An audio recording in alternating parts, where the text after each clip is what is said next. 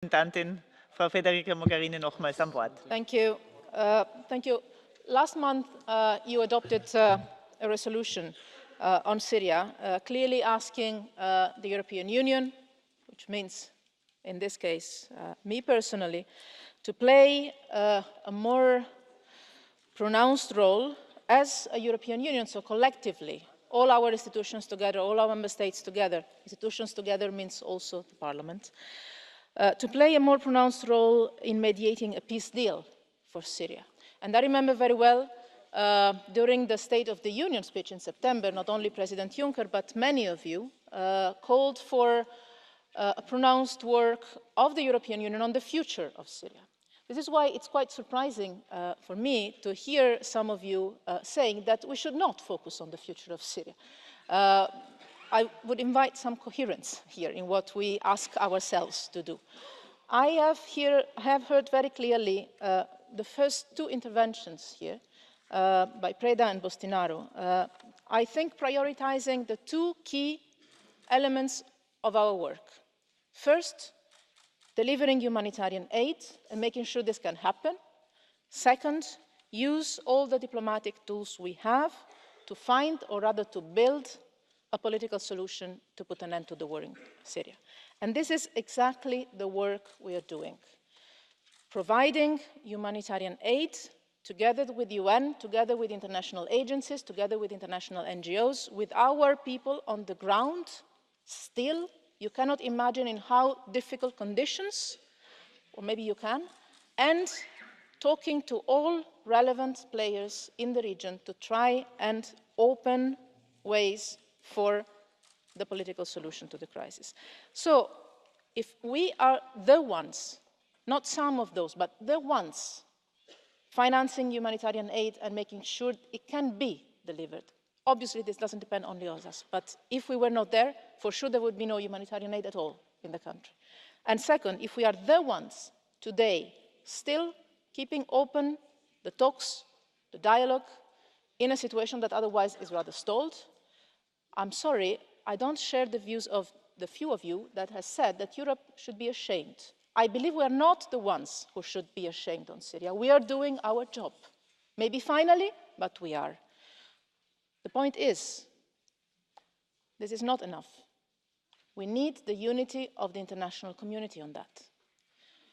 So, this is also part of our work. 6 years of war, 5 years of polarization in the international community, you remember that very well. This year, for the first time, also thanks to our work in the International Support Group, we managed to have unity in the Security Council for the first time ever, even not being ourselves a member of the Security Council, and you know that well. But we managed to facilitate consensus in the Security Council twice, and those were the only weeks where aid was delivered, Syrians were getting out in the streets, trying to live a normal life again. And then this is the effort we have to continue to build, the unity of the international community. Otherwise, our efforts alone will be necessary, will be indispensable, we will continue to do that, but alone will not be enough. So we have to be a key player, but we cannot pretend we will be the only player. We have to build alliances, starting from the ones with which we have worked in these months well. We have our role to play.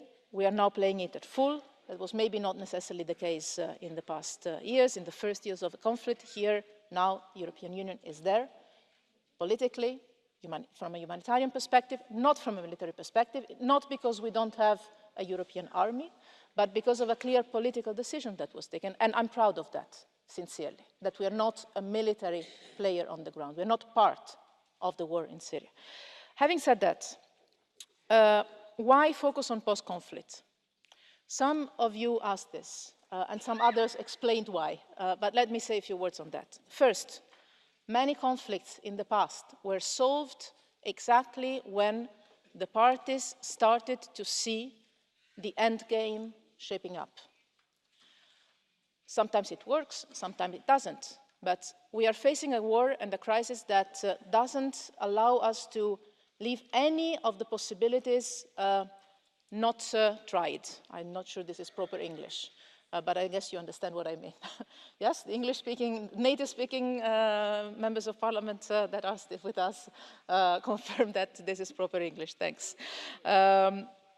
When you start shaping the end game, the parties could feel more confident in engaging into the direct talks. So this is a contribution we can give to the UN efforts to restart direct talks and find common ground. Second, because we need to be ready for reconstruction. The reconstruction of Syria at a certain moment will come, will cost an enormous amount of money, and how many conflicts in our region have been facing the problem of nothing following up the end of the conflict and so falling back into conflict after maybe a few months or a few years. So working on post-conflict and reconstruction today is fundamental to be ready in the moment when the arms will be finally laid down. Third, to give hope to the Syrians, not only to the refugees, but also to the internally displaced people and those that are still living in Syria, in their own communities, to offer positive incentives, to offer the dividends for peace that make it possible for the parties to engage. And last but not least, you mentioned that, to empower the local players that can be still a force for good in their country, the women, the small experiences of civil society that are still struggling, the churches, the communities that are taking care of their own everyday life, the children, the women. This is a work that either the European Union does or not expect any other of the big military players to do on the ground. So we can be, and we are, a force for good in Syria. Others are not. True, definitely true.